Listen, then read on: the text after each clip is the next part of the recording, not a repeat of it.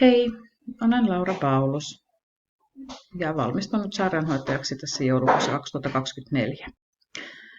Koulutuksen aloitin Savonia ammattikorkeakoulussa 2020 tammikuussa monimuoto-opiskelijana ja sairaanhoitajan tutkintolinjalla.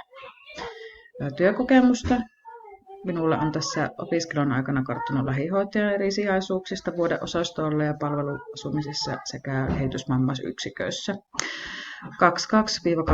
22-24 on sitten toiminut näissä sairaanhoitajan sijaisuuksissa vuodeosastoilla sekä näissä yksityisissä toimipaikoissa Attendolla muun muassa kesätyöntekijänä sairaanhoitajan sijaisena. Vähän kerron tästä itsestäni, että mähän pidän vapaa-ajalla piirtämisestä ja maalaamisesta ja tulee sitten kuntosalilla lenkkeilyä tehtyä sit siinä samalla. Ja,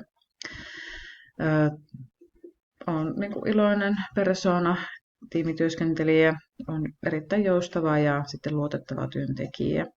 Osaamisesta vielä haluaisin mainita, että minulta löytyy LOVE-tentit suoritettuna, nämä perus, mitkä käypi lähihoitajalle sekä sitten rajatut IV-lääkeluvat myöskin. Näistä sitten. Minulta myös löytyy hygieniapassi sekä anniskelutodistus, mutta sitä tuskin tässä ammatissa tarvitsee.